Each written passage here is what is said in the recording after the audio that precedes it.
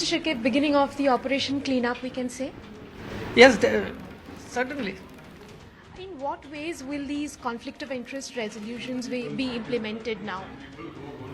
No, the resolutions are very clear and they speak for themselves. And we have a system now in place to address any issues that may arise in a very fair and clear manner. Sir, a lot of these conflict of interest issues will concern players. How would you make them listen to the BCCI now? Will it just be the ombudsman speaking to them, or Shashank Manohar as well? Not when we have the rules in place. Those players will be ineligible to get into a position of conflict. So there's no question of any issues arising from that front.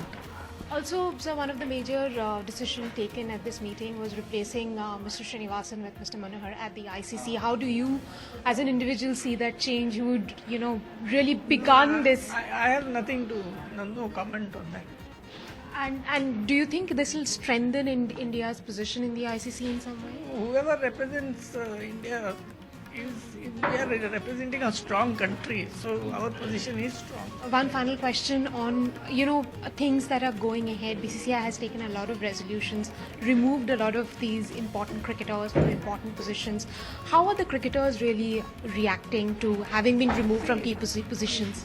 They have not been removed. There is a process of change that is going on, which makes certain people have to choose between what they want to do in order not to have a conflict. So that's all that's been done.